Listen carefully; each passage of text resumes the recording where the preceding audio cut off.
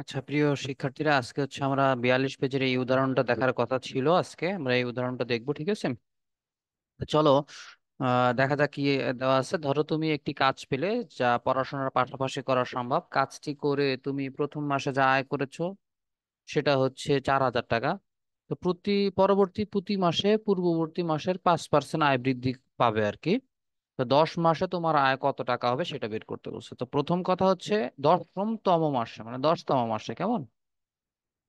তো প্রথম মাসে তোমার হচ্ছে কত টাকা?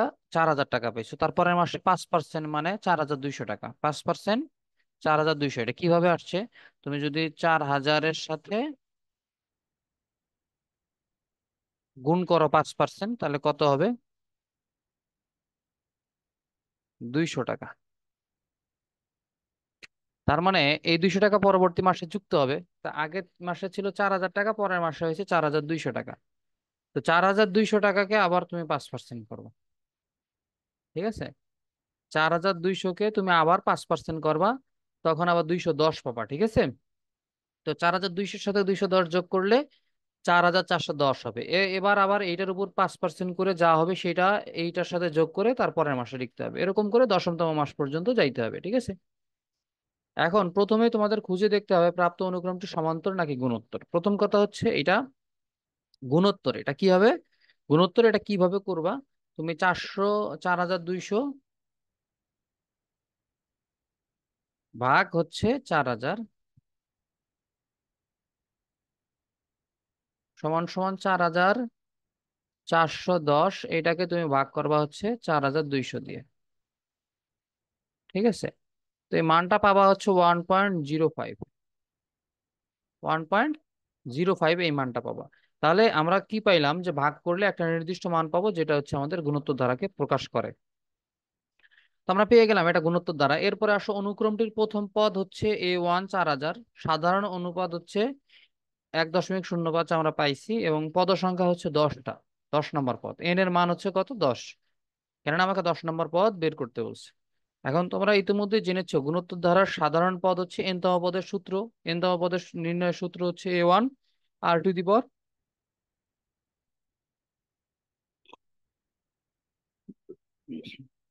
n-1।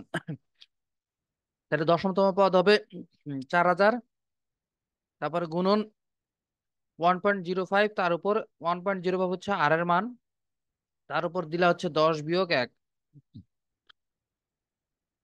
10 কেন আসছে? 10 হচ্ছে এন এর মান। কেননা আমাদের বলছে 10তম মাস বের করতে, ওই জন্য 10 - 1 9। এটা গুণ করবা ক্যালকুলেটরে। ক্যালকুলেটরে গুণ করলে তোমার পাবা 6,205.31 টাকা প্রায়। এটা হচ্ছে আমাদের উত্তর। অঙ্কটা ইজি ছিল। এখন এটা তোমরা একটু করবা। গুণোত্তর অনুক্রম হলে এক্স এর মান নির্ণয় করে, এরকম আরো একটা অঙ্ক আছে সমান্তর ধারার ক্ষেত্রে। করে ফেলবে, হ্যাঁ? তো মূলত এই অঙ্কটা একটু আগে আমি দেখাইছিলাম এর আগের লেকচারে, হ্যাঁ? এবিসি গুণোত্তর অনুক্রম হলে B by A is equal to C by A হবে, তখন B square is equal to AC হবে। এটা আমরা অলরেডি জেনে এসেছি। এখন নিচের গুণোত্তর অনুক্রমের সাধারণ পদ নির্ণয় করতে বলছে। সাধারণ পদ কিভাবে নির্ণয় করব? সাধারণ পদ নির্ণয়ের সূত্র হচ্ছে A r to the power n - 1, ঠিক আছে? এটা হচ্ছে সূত্র। আচ্ছা, 1 নম্বরে দেখো, 1 নম্বরে প্রথম পদ এ মানে হচ্ছে 3, গুণন তোমাদের আর এর মান কত একটু দেখো তো। আর এর মান হচ্ছে 15/3 সমান সমান 5। 75/15 সমান সমান 5। আর এর মান এখানে 5, তাহলে n - 1। এন এর মান আমরা জানি না, এই জন্য এন তম পদ বা সাধারণ পদ হচ্ছে আমাদের কত? তাহলে দেখো তো, সাধারণ পদ হচ্ছে 3 × 5 এর পাওয়ার n - 1। এটাই হচ্ছে আমাদের সাধারণ পদ, কেমন? এরপরে হচ্ছে 2 নম্বরটা কি বলছে? 2 নম্বরে এখান থেকে জাস্ট একই রুলস, এখানে শুধু তোমাদের কি বের করতে হবে? এখানে সাধারণ, সরি, সাধারণ অনুপাত বের করতে হবে। সাধারণ অনুপাত হচ্ছে 1/5। 1/5 এই দ্বিতীয়টাতে সাধারণ অনুপাত 1/5, এখানে আর এর মান 1/5 বসাবা, ক্যালকুলেশন করবে এরকম ভাবে। আচ্ছা, আমি এটা দেখাই দিচ্ছি, হ্যাঁ? তো 1/5 কিভাবে পাইছি? 1/5 হচ্ছে প্রথমটাকে ভাগ করব,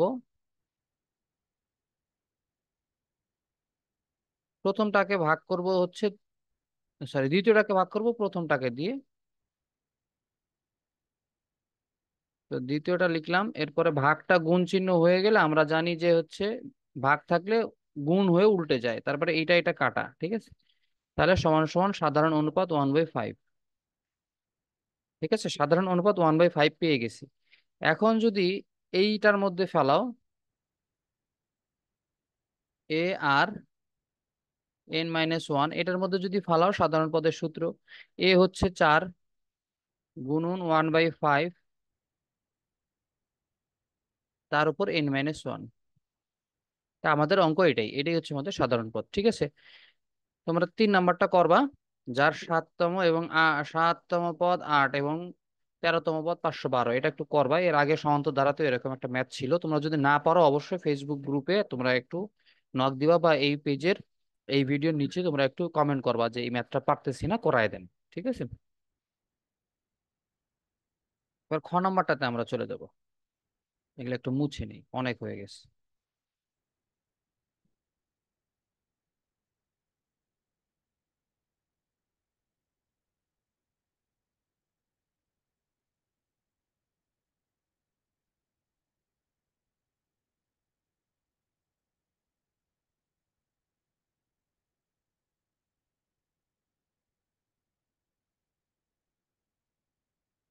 ওকে, এখন নিচের গুণোত্তর অনুক্রমের ফাঁকা পদগুলো নির্ণয় করো। নিচের গুণোত্তর অনুক্রমের ফাঁকা পদগুলো নির্ণয় করতে বলছে। তো এটা কিভাবে বুঝবো যে এটা কত আছে? ঠিক আছে, বেসিক্যালি এটা একটা সহজ একটা জিনিস।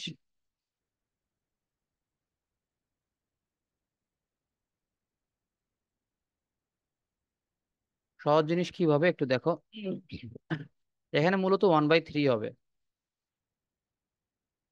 1/3 হচ্ছে সাধারণ অনুপাত আর এর মান 1/3।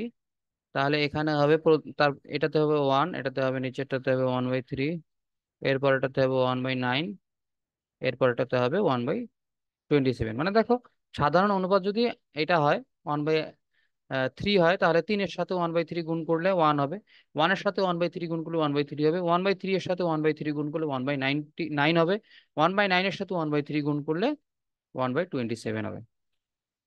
এটার ক্ষেত্রে কি হবে? এটার ক্ষেত্রে যদি একটু বলতে চাই, তাহলে কত হওয়ার কথা চিন্তা করা যায়? এখানে 1 হবে। 1 হয় কিনা, না একটু চিন্তা করতে হবে। 2 করে পারবে, হ্যাঁ 2 করে পারবে। তো সেক্ষেত্রে আমাদের এখানে হচ্ছে কত ছিল এটা আমাদের বুঝতে হবে।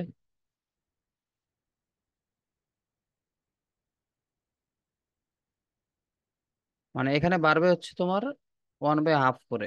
তাহলে এটাকে যদি আমরা ভাগ করি তাহলে কত ছিল? 1/4 ছিল। 1/4, 1/2, তাহলে 1/16, 1/32, 1/64, ঠিক আছে? এইভাবে চলে আসছে এই মানগুলা, হ্যাঁ। পারবা এগুলা, একবারে সহজ। এগুলা জাস্ট উত্তরগুলো লিখে দিবা খালি তোমাদের খাতায়, হ্যাঁ।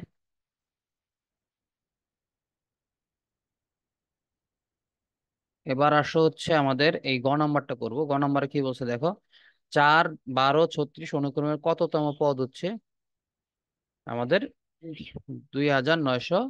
2916 এই ম্যাথটা আমরা করব। তো এখানে বেসিক্যালি হচ্ছে n তম পদ, হ্যাঁ। n তম পদ যদি বলি r⁻n-1 ইজ ইকুয়াল টু, আমরা বলবো n তম পদ হচ্ছে 2916। কেমন? 2916, এইটা এইটা এইটা এটা থেকে আমরা এখানে a এর মান কত? a এর মান হচ্ছে 4, আর এর মান কত? 3। আর এর মান কিন্তু হচ্ছে 3, দেখো 3 4 12, 12 3 12 36, তার আর এর মান হচ্ছে 3। 3 টু দি পাওয়ার n-1, এখানে 2916 হবে, ঠিক আছে? তো এখন 3 টু দি পাওয়ার n-1, এটাকে তুমি যদি এ বাম পাশে রাখো, এ পাশে যে 4 ছিল, এই 4 এখানে গুণ আকারে ছিল, সমান সমানের ডান পাশে গিয়ে সেটা কি হয়ে যাবে? ভাগ হয়ে যাবে। তাহলে 2916 1/6 ভাগ 4। এটা কত হয় একটু ভাগ করে দেখবা। ঠিক আছে, ভাগ করলে কত হয় আমরা একটু বের করি। 4 × 7 = 28, 1, 4 × 2 = 8, 3, কত হয় একটু একটু একটু ক্যালকুলেটর ইউজ করি।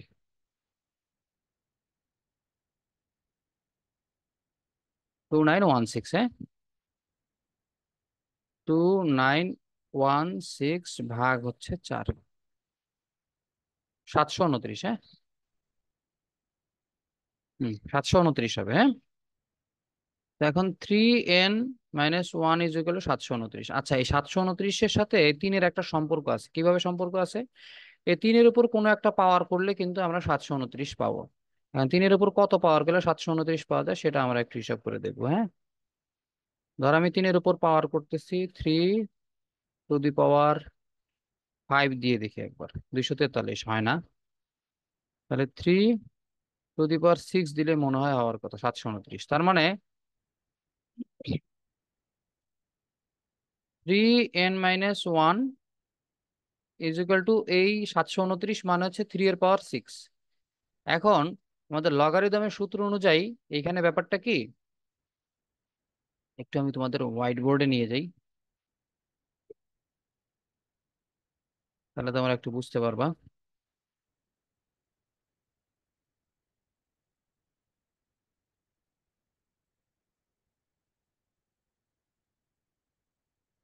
আমাদের ছিল হচ্ছে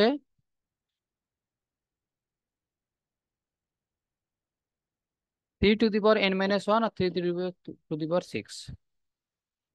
আচ্ছা,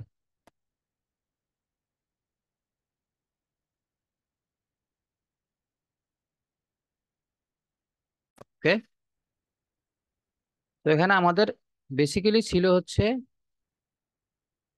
3^n - 1 এইটা এতদূর পর্যন্ত আমরা আসছিলাম, ঠিক আছে।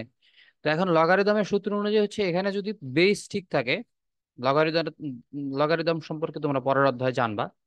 তো এখানে যদি বেস ঠিক থাকে, এখানে 3 এখানে 3 থাকে, তাহলে উপরের গুলো সমান সমান লেখা যায়। তার মানে n - 1 = 6 হবে। তাহলে n = কত হবে? 6,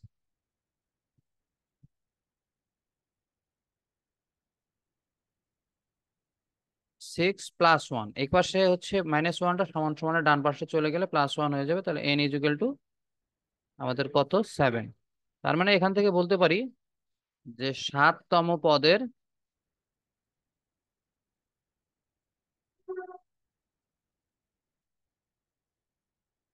পদের মান হবে কত? 2916, ঠিক আছে। তাহলে আমাদের উত্তর হচ্ছে 7তম পদ। কেমন, আমরা পেয়ে গেলাম। এবার আমরা আবার চলে যাচ্ছি হচ্ছে আমাদের এই ডকুমেন্টসে। এখন এখানে 2 নম্বর অঙ্ক বলছে একটি গুণোত্তর অনুক্রমের দেওয়া আছে a⁴, মানে a4 = এত দেওয়া আছে, a7 = এত দেওয়া আছে, তাহলে a10 বের করো। a4 a7 দেওয়া আছে, তাহলে a10 বের করতে বলছে। এটা কি তোমরা পারবা?